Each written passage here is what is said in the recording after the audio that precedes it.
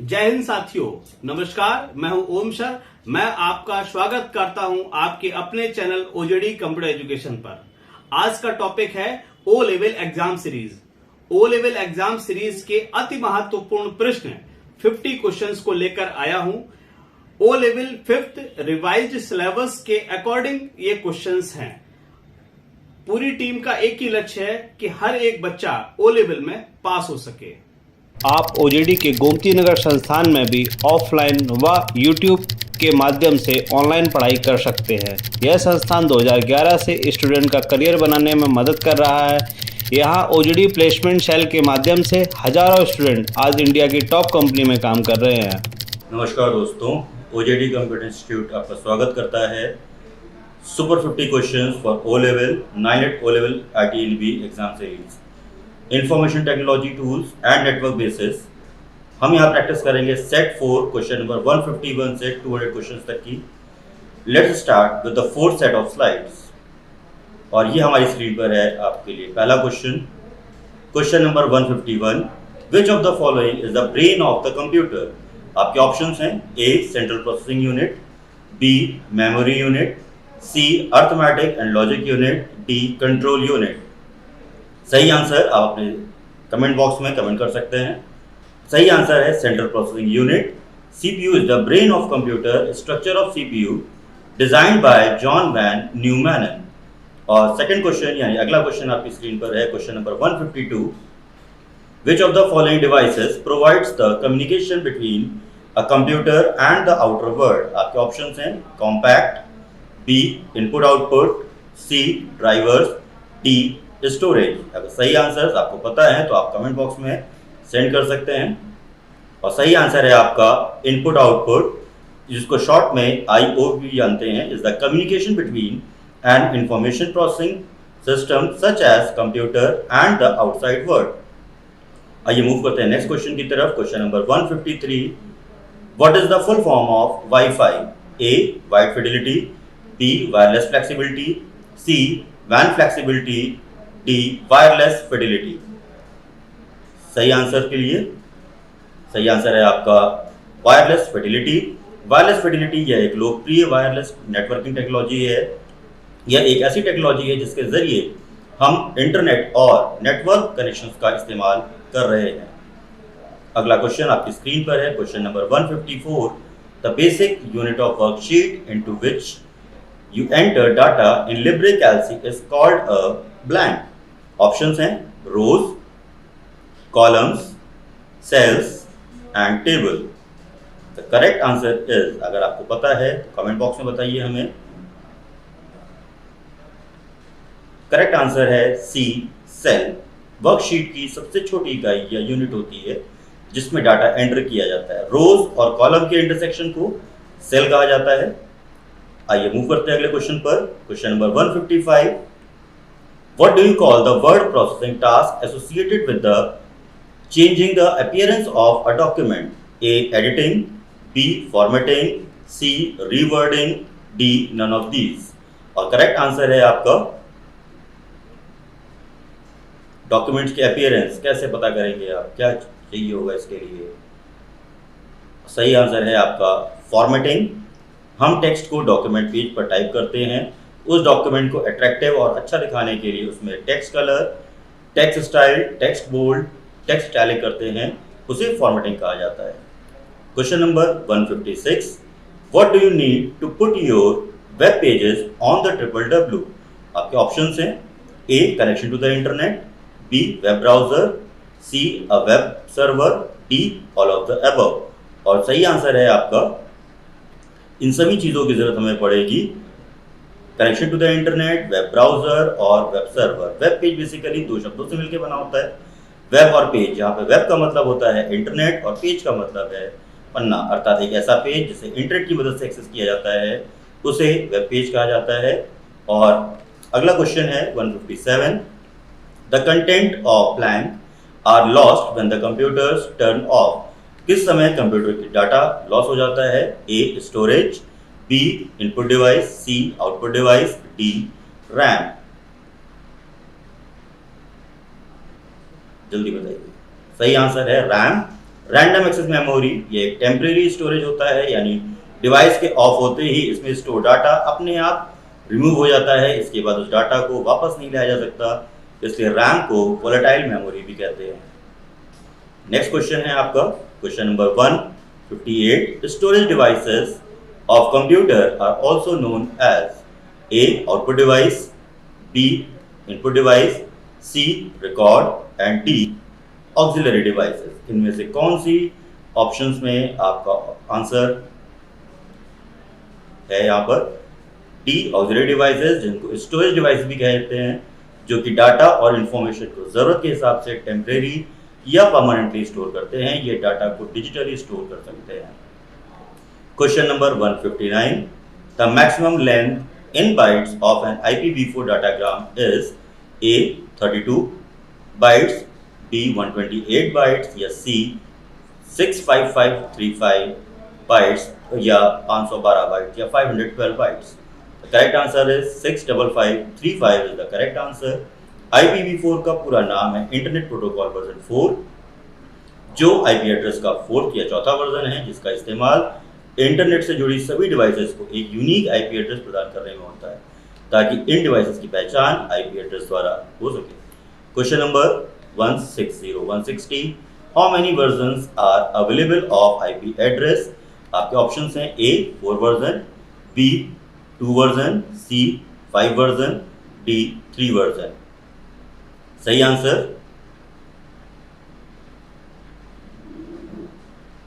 B 2 version IPv4 and IPv6।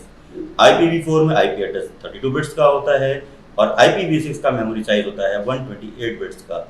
चलिए questions के लिए आगे बढ़ते हैं। Question number 161। Which of the following is not an operating system? इनमें से कौन सा ऑपरेटिंग सिस्टम का एग्जाम्पल नहीं है? ए विंडोज, बी लिनक्स, सी ओरेकल, डी डॉस। तो करेक्ट आंसर है आपका यहाँ पर ओरेकल, जो कि ऑपरेटिंग सिस्टम का पार्ट नहीं है, और ओरेकल बेसिकली एक डाटाबेस है। OS एक सॉफ्टवेयर होता है जो कि कंप्यूटर तथा यूजर के मध्य इंटरफेस की तरह कार्य करता है। और अगला क्वेश्चन आपकी स्क्रीन पर है, question number 162। BIOS is used by, इनमें से बायोस किस में यूज हो रही होती है या कौन यूज करता है? ए ऑपरेटिंग सिस्टम, बी कंपाइलर, सी इंटरप्रेटर, डी एप्लीकेशन। और सही आंसर है आपका यहाँ पर ए ऑपरेटिंग सिस्टम। बायोस बेसिकली एक ऐसा प्रोग्राम है जो कंप्यूटर को बूट करने के लिए जिम्मेदार होता है। इसका फुल फॉर्म होता है बेसिक इनपुट आउटपुट सिस्टम। यह हार्डवेयर के सभी कनेक्शन का पता लगाता है और उनकी जांच करता है कि सभी कनेक्शन सही तरीके से काम कर रहे हैं या नहीं। क्वेश्चन नंबर 163 है आपका, OSI is a network model consist of layers, A 5 layers, B 6 layers, C 7 layers, या फिर डी 4 लेयर। इनमें से OSI मॉडल कितनी लेयरों से मिलकर बना हुआ है? तो सही आंसर के लिए है 7। OSI मॉडल का पूरा नाम होता है ओपन सिस्टम इंटरकनेक्शन, जिसे ISO international organisation for standardisation ने 1984 में डेवलप किया था, और इस मॉडल में 7 लेयर्स होती हैं। अगला क्वेश्चन आपकी स्क्रीन पे है 164। A device operate at network layer is called a switch, B bridge, C repeater, और डी राउटर। नेटवर्क लेयर पे इनमें से कौन सी डिवाइस काम कर रही होगी इंटरनेट के लिए? सही आंसर है आपका डी राउटर। राउटर एक ऐसी नेटवर्किंग डिवाइस है जो यूजर को इंटरनेट की सुविधा प्रदान करता है, अर्थात इसका प्रयोग यूजर के द्वारा इंटरनेट को एक्सेस करने के लिए किया जाता है। दोस्तों, अगर किसी क्वेश्चन का आंसर आपको लगता है पहले से पता है या आप पहले से जानते हो, तो कमेंट बॉक्स में तुरंत हमें रिप्लाई करें। अगला क्वेश्चन है question number 165। Blank is a set of rules that govern data communication over the internet और network. A standard, B HTTP, C protocol, D FTP। क्वेश्चन का आंसर पहले पढ़ लीजिए फिर आंसर दीजिए। सही आंसर है आपका प्रोटोकॉल। प्रोटोकॉल रूल्स का या नियमों का एक ऐसा ग्रुप है, एक ऐसा समूह है जिसका उपयोग डाटा को सेंड और रिसीव करने के लिए किया जाता है। कुछ एग्जांपल्स हैं, जैसे TCP transmission control protocol, UDP user datagram protocol, IP internet protocol, HTTP hypertext transfer protocol और FTP फाइल ट्रांसफर प्रोटोकॉल, और ऐसे बहुत सारे प्रोटोकॉल्स हैं जो इंटरनेट में कम्युनिकेशन के लिए यूज किए जा रहे होते हैं। आइए कुछ मूव करते हैं क्वेश्चन नंबर 166 की तरफ, जो कि आपकी स्क्रीन पर है। What is the full form of pin number? तो दोस्तों पहली चीज तो ये जान लीजिएगा कि ये क्वेश्चन जो है आपका डिजिटल फाइनेंस चैप्टर से लिया गया है। इस तरीके से बहुत सारे क्वेश्चंस अलग अलग चैप्टर से लिए जाते हैं, या किस चैप्टर पे ज़्यादा फोकस करना है किस पे नहीं, वो क्वेश्चन सीरीज के ही देख के आपको समझ में आएगा। इसके ऑप्शंस हैं portable identification number, permanent identification number, personal identification number and none of these, या इनमें से कुछ नहीं। तो पहले तो फुल फॉर्म ध्यान रखिए, अगर पता है तो सही आंसर है पर्सनल आइडेंटिफिकेशन नंबर। पिन सभी यूज कर रहे होंगे। मोस्टली पिन का उपयोग व्यक्तिगत पहचान के रूप में ही होता है। इसका उपयोग गोपनीय पिन के रूप में होगा, जो किसी भी व्यक्ति या वस्तु को सही पहचानने के लिए होता है। जैसे एटीएम पिन यूज करते हैं, यूपीआई पिन, या मोबाइल पे लगाया गया पासवर्ड भी एक तरीके का क्या होता है, पिन होता है। Personal identification number. Question number 167, which social networking is considered as the most popular for business to business marketing? इनमें से कौन सा है जो बिजनेस टू बिजनेस मार्केटिंग के लिए हेल्प करता है? A Facebook, B Instagram, C Ryzen, D LinkedIn. तो इनमें कौन सी वेबसाइट है जो इस तरीके की मार्केटिंग को सपोर्ट करती है? तो सही आंसर है लिंक्डइन। उनके लिए है एक ऐसा प्लेटफॉर्म जो अपने कैरियर को आगे बढ़ाना चाहते हैं, जिसमें विभिन्न प्रोफेशनल बैकग्राउंड के लोग शामिल हो सकते हैं, जैसे कि बिजनेस के मालिक, स्टूडेंट और जॉब सीकर यानी जॉब सर्च करने वाले व्यक्ति। Question number 168, which one is not a valid format or example of IP address? इनमें से कौन सा सही IP एड्रेस का फॉर्मेट नहीं है? ऑप्शंस में आपके दिए गए हैं कुछ। ए 192.168.0.8, बी exambooks@io.in, सी 192.225555, सी 192-16808। तो सही आंसर है 192.168.0.8। इसके अंदर आईपी एड्रेस एक 32 बिट न्यूमेरिक एड्रेस है। ये 4 अंक वाला होगा, जो 0 से लेकर 255 या 255 तक हो सकता है। अगला क्वेश्चन है आपका question number 169, in email which field is used to hide other receivers email address in case of multiple recipients? तो पहले तो क्वेश्चन समझ लीजिएगा, ये कहना क्या चाह रहा है। ईमेल एड्रेस जब आप भेजते हो बहुत सारे रिसीवर्स को एक बार में, तो हम ये चाहते हैं कि हर एक यूज़र को पता ना चले कि हमने ये ईमेल किस किस को भेजा है। तो हम अपने ईमेल एड्रेसेस कहाँ टाइप कर सकते हैं? ए 2 में, बी डबल सी में, सी ट्रैश में, या डी बी डबल सी में। आंसर आने वाला है शायद, जी हाँ, सही आंसर है डी बी डबल सी, जो कि है ब्लाइंड कार्बन कॉपी। इसका प्रयोग हम तब करते हैं जब हमें कई लोगों को एक ही ईमेल भेजना हो, लेकिन हम नहीं चाहते हैं कि सबको पता चले कि किन किन को ईमेल की कॉपी गई है, तब बी डबल सी का प्रयोग किया जाता है। Question number 170 which one is not an example of centralised controlling topology? ये नेटवर्किंग से क्वेश्चन है आपका। टोपोलॉजी मतलब होता है कंप्यूटर्स को नेटवर्क में रखने का तरीका। तो इनमें से कौन सा सेंट्रलाइज नहीं है?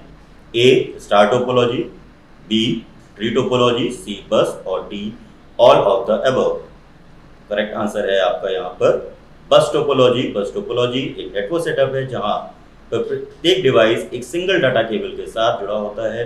बस टोपोलॉजी को हॉरिजॉन्टल टोपोलॉजी के नाम से भी जाना जाता है। तो आइए दोस्तों आगे बढ़ते हैं सीरीज में। क्वेश्चन नंबर 171, डिजिटल फाइनेंस का एक और question, in Bhim app what is the full form of Bhim?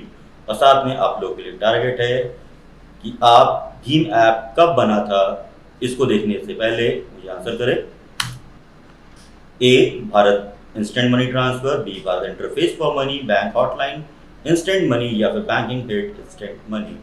तो सही आंसर है आपका यहाँ पर Bharat interface for money. Bhim app को प्रधानमंत्री श्री नरेंद्र मोदी ने 30 सितंबर 2016 को लॉन्च किया था।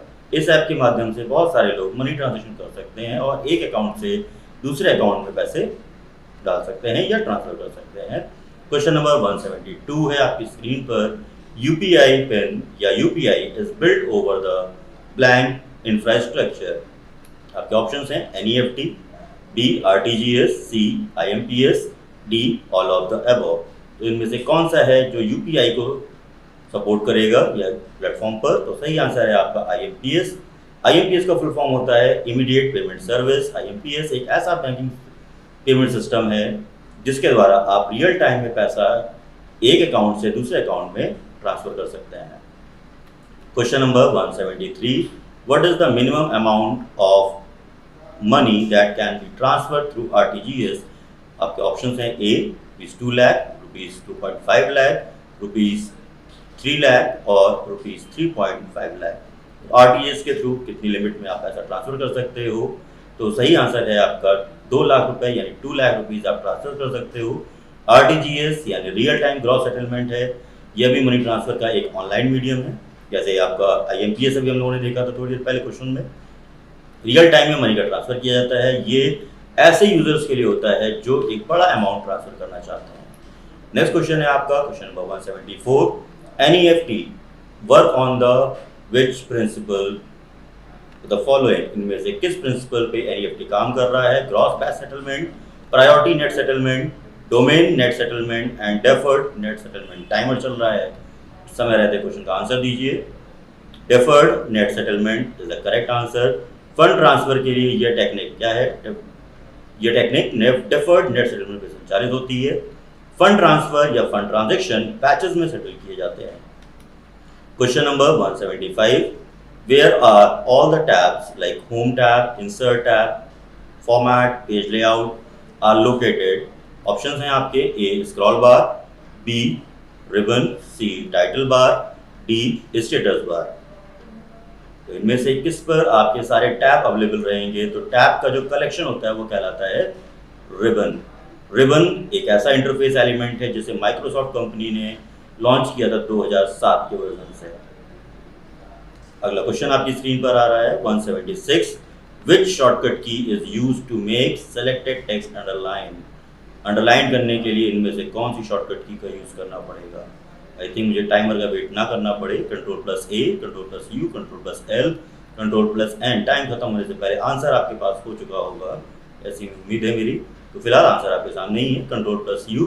MS वर्ड, लिब्रे राइटर में किसी भी शब्द को, इवन पावर पॉइंट और इम्प्रेस में भी आप किसी भी शब्द को अंडरलाइन करने के लिए या रेखांकित करने के लिए Ctrl+U का इस्तेमाल कर सकते हैं। Question number 177, in which generation LSI यानी large scale integration and VLSI very large scale integration technology का इस्तेमाल किया गया था? A first generation, B second generation, C third generation, D fourth generation. तो LSI टेक्नोलॉजी का इस्तेमाल इनमें से किस जनरेशन में हुआ था? डी फोर्थ जनरेशन, 1971 से 1980 ये जनरेशन माना गया है ईयर फोर्थ जनरेशन का। इसमें हजारों ICs यानी इंटीग्रेटेड सर्किट को मिला करके एक VLSI यानी माइक्रो प्रोसेसर डेवलप हुआ था। Question number 178, which one of the following is the known as application software? Operating system, browser, compiler, all of the above. इनमें से कौन सा है जो एप्लीकेशन सॉफ्टवेयर का एग्जाम्पल है? तो एप्लीकेशन सॉफ्टवेयर आपने पढ़ा होगा, जानते होंगे। तो इनमें से जो सही आंसर है वो है आपका ब्राउजर। भी एक एप्लीकेशन सॉफ्टवेयर है। वेब ब्राउजर एक प्रकार का वेब एप्लीकेशन सॉफ्टवेयर होता है जिसका उपयोग www यानी वर्ल्ड वाइड वेब पर अवेलेबल इंफॉर्मेशन को पता लगाने के लिए किया जाता है। Question number 179, what is the mean of the booting in the operating system? A install the program, B to scan, C to turn off, D to restart. तो इनमें से ऑपरेटिंग सिस्टम की बूटिंग का मतलब क्या होता है? जी हाँ दोस्तों, तो ये है आपका रीस्टार्ट कंप्यूटर।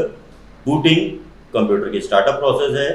इस प्रोसेस में होस्ट यानी पावर और सेल्फ टेस्ट से लेकर के ऑपरेटिंग सिस्टम को रैम पर लोड होकर डेस्कटॉप स्क्रीन अपीयर होने तक की प्रक्रिया शामिल होती है।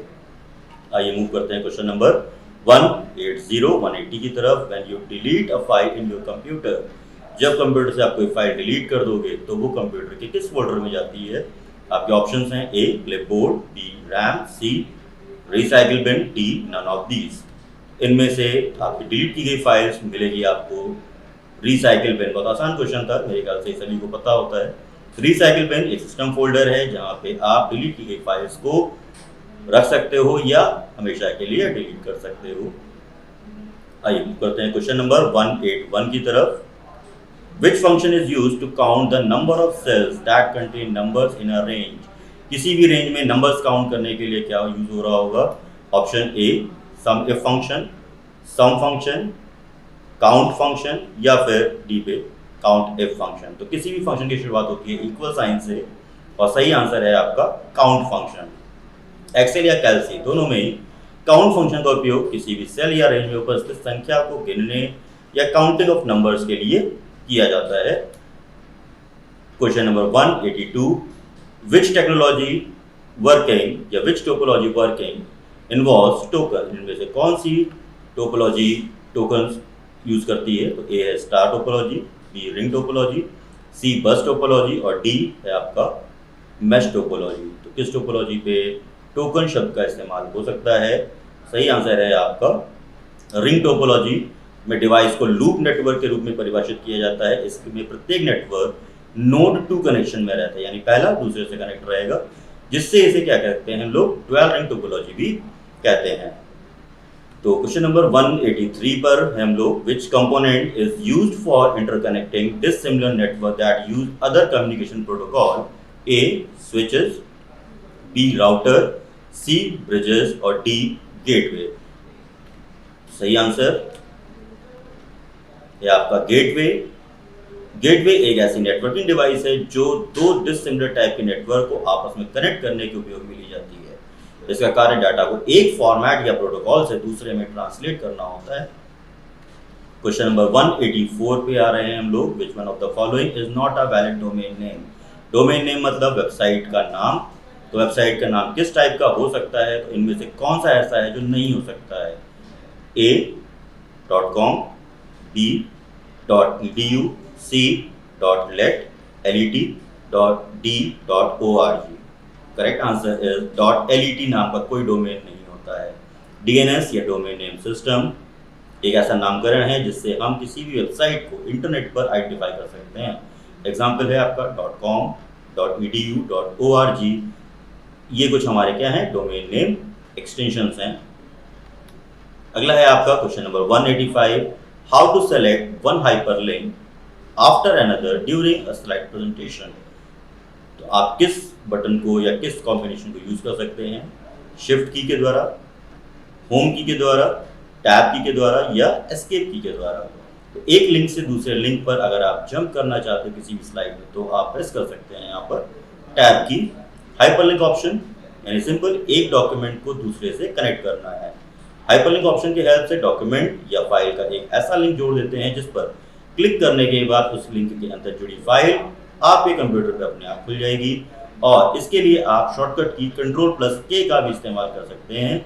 शॉर्टकट की के लिए जरूर ध्यान रखिएगा, कुछ क्वेश्चंस या बहुत सारे क्वेश्चन मान के चलिए कि शॉर्टकट कीज और फुल फॉर्म से हम लोगों के पूछे जाते हैं।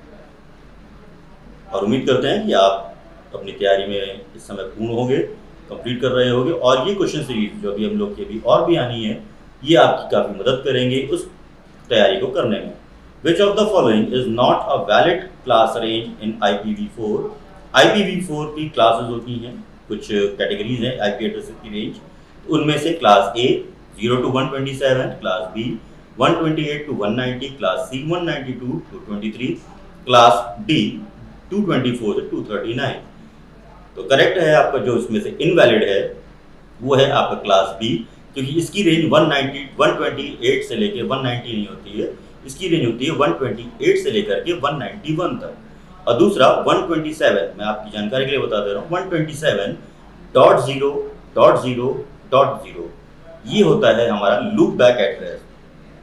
आईपी एड्रेस इंटरनेट पर यूजर की पहचान होती है। आईपी एड्रेस हमारे स्मार्टफोन, कंप्यूटर, लैपटॉप और अदर स्मार्ट डिवाइसेस पर मौजूद हैं, जिसकी मदद से हम इंटरनेट पर किसी भी तरीके की कम्युनिकेशन को कर सकते हैं। तो आइए वन बाय वन क्वेश्चंस 186 तक हम लोग आ चुके हैं और अब मूव कर रहे हैं क्वेश्चन नंबर 187 पर। Which section is optional for sending email?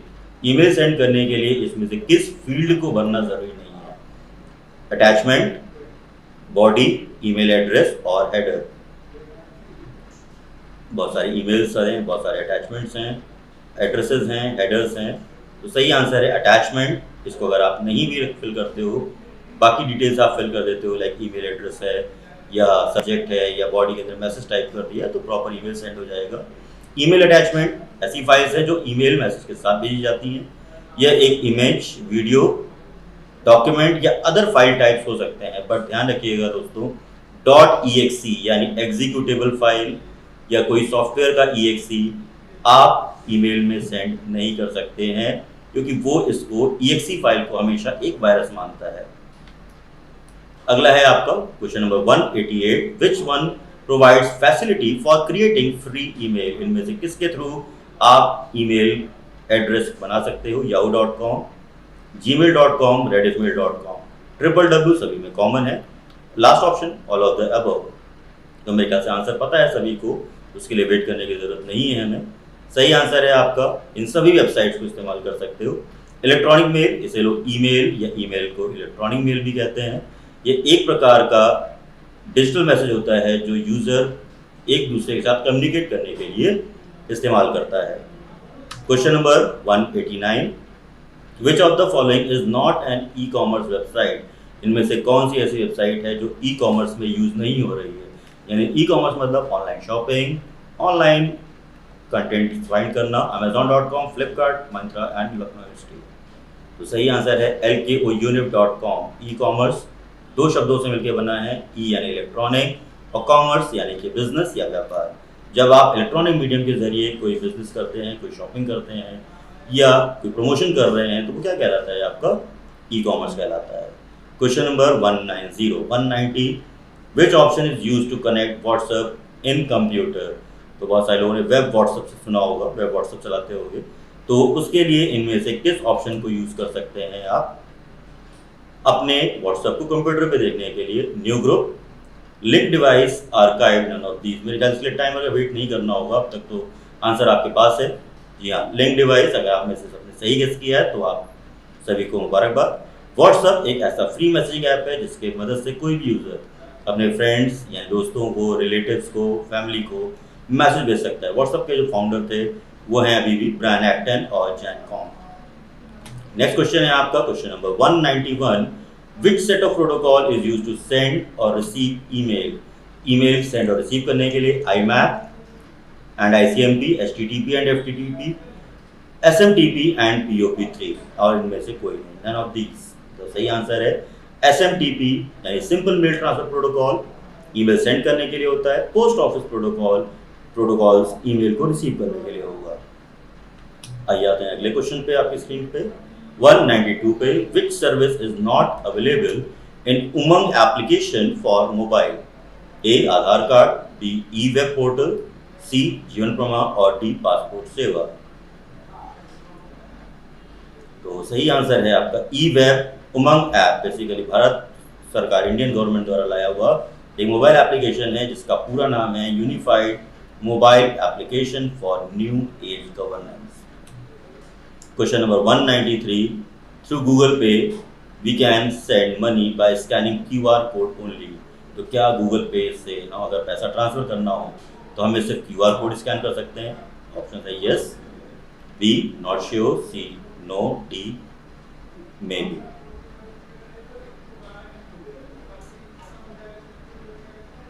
तो गूगल पे की शुरुआत इंडिया में 18 सितंबर 2018 को तेज नाम के ऐप से हुई थी। आप bank account, UPI ID, phone number, QR code, इन सभी मेथड्स को यूज करके भी पेमेंट कर सकते हैं, ना कि सिर्फ QR कोड से। Question number 194, which is not payment related feature of UPI application. Option A instant money transfer, B receiving money from bank, C send money using number, D send money using email. इनमें से कौन सा ऐसा है जिसके through आप payment नहीं कर सकते हैं? इंस्टेंट मनी ट्रांसफर या अदर ऑप्शंस हैं? तो सही ऑप्शन है आपका send money using email. Unified payment interface पैसा भेजने का एक सिस्टम है। अभी तक NEFT, RTGS और IMPS के जरिए पैसा भेजा जाता रहा है, और अब UPI एक मोड आ चुका है जो IMPS पे काम करता है। Question number 195. What is the full form of VPA? Virtual Private Access, Visual Party Access, Virtual Payment Address and none of these. इनमें से कौन सा ऑप्शन सही है? सही आंसर है आपका virtual payment address. Virtual payment address VPA payment करने का एक यूनिक आइडेंटिफायर है जिसका यूज़ आप UPI पर मनी ट्रांसफ़र और रिसीव करने के लिए करते हैं। Question number 196, user name @bank name such as O level exam @OKICICI is known as email address, UPI ID, social networking ID और none of these। तो ये जो फॉर्मेट आप देख रहे हो वो किस चीज़ का है? ईमेल का, UPI ID या सोशल नेटवर्किंग ID का? तो सही आंसर है आपका UPI ID। The correct answer, UPI ID एक तरीके का एड्रेस है जो UPI ऐप पर आपकी पहचान करता है। UPI को NPCI national payment corporation of India द्वारा डेवलप किया गया है। Instant real money transfer system है, IMPS। Question number 197, which of the following is not a benefit of point of sale software POS? इसका शॉर्ट फॉर्म होता है billing and ordering, inventory and stock, open bank account and sales monitoring. वैसे किसके through आप या इसका benefit नहीं ले सकते हैं? तो आप अपने इस ऑप्शन में ओपन बैंक अकाउंट, POS के थ्रू आप बैंक अकाउंट ओपन नहीं कर सकते हैं। POS बेसिकली स्वाइप मशीन होती है जिसका इस्तेमाल आपने शॉपिंग मॉल में, पेट्रोल पंप में अपने क्रेडिट कार्ड या डेबिट कार्ड को स्वाइप कराने के लिए, बिल पेमेंट करने के लिए किया होगा। Question number 198, what is the full form of NEFT? तो NEFT का full form national electronic fund terminal, national electric fund transfer, national electronic fund transfer, non electronic fund transfer. The correct answer is national electronic fund transfer. यह एक देशव्यापी electronic fund transfer system है जिससे पैसे को एक bank account से दूसरे बैंक अकाउंट में आसानी से और सुरक्षित रूप से भेजा या प्राप्त किया जाता है। Question number 199, which is web-based attack in cyber security, virus, backdoors, bots and phishing। तो इनमें से कौन सा है जो साइबर सिक्योरिटी से रिलेटेड है या कौन सा ऐसा है जो साइबर सिक्योरिटी के लिए खतरा बन सकता है आगे चल करके? आपके ऑप्शंस आपके सामने हैं और सही आंसर आपके लिए है फिशिंग। फिशिंग अटैक वाकई बहुत डेंजरस होता है जो बेसिकली, मैं सीधे सब कुछ समझा देता हूँ, जो बेसिकली आपके हैकर्स या यूज़ करते हैं आपकी पर्सनल इन्फॉर्मेशन, जैसे आपका बैंक अकाउंट हो गया, सोशल मीडिया अकाउंट हो गया, क्रेडिट कार्ड डिटेल्स हो गए, इनको चुराने या स्टील करने के लिए और मिसयूज़ करने के लिए। तो किसी भी कभी ऐसी वेबसाइट्स पर लिंक पे क्लिक ना करिए जो सस्पिशियस है, जो आपको लगता है कि नहीं इस पर मुझे इन्फॉर्मेशन नहीं देनी चाहिए। कुछ अट्रैक्टिव साइट्स होती हैं, जैसे लगता है कि अभी आपने 999 का पैसा ये अमाउंट आपके अकाउंट में ट्रांसफ़र हो जाएगा, तो इस तरीके की वेबसाइट्स पर अपना लिंक या इन्फॉर्मेशन शेयर ना करें। लास्ट क्वेश्चन है हमारा इस सेट सीरीज 4 का। What is the objective of industry 4.0 standard? Increase efficiency, reduce complexity, enable self controlling और D all of the above. इनमें से सही आंसर है आपका all of the above. Industry 4.0 basically fourth औद्योगिक क्रांति इतनी वजह से कहते हैं, इंडस्ट्रियल रिवोल्यूशन है जिसमें काफ़ी सारी चीज़ें ऑटोमेटेड कर दी गई हैं, बिग डेटा एनालिसिस पे काम किया जा रहा है और यह इंडस्ट्रियल वैल्यू चेन को, ये संगठन को क्या करता है? कंट्रोल करता है। तो दोस्तों ये थे हमारे सेट 4 के क्वेश्चन नंबर 151 से 200 तक के क्वेश्चंस। आगे सीरीज और भी आती रहेंगी, तो आप अपनी एग्ज़ाम की तैयारी करते रहें कि आप एग्ज़ाम नज़दीक आ चुके हैं। उम्मीद करते हैं कि ये सीरीज़ आपके लिए लाभकारी साबित होगी। धन्यवाद। आपके लिए महत्वपूर्ण सूचना है कि आप हमारे संस्थान से ऑफलाइन क्लासरूम व यूट्यूब ऑनलाइन के माध्यम से पढ़ाई कर सकते हैं, जहां आपको digital marketing, website designing, graphic designing, O level, CCC, software development, artificial intelligence, machine learning, IoT, Tally Prime, GST, C++, Java, Python, .NET and other technology based project training व अन्य कोर्सेज को इंडस्ट्री बेस्ट प्रोफेशनल से पढ़ सकते हैं। आपको कुछ पूछना है तो आप हमें ojditconline@gmail.com पर मेल भेज सकते हैं। आप OJD कंप्यूटर एजुकेशन चैनल को लाइक, शेयर एवं सब्सक्राइब कर दें जिससे आगे के वीडियो का नोटिफिकेशन आपको मिल सके। बहुत बहुत धन्यवाद जुड़ने के लिए। Keep learning. See you soon in next video.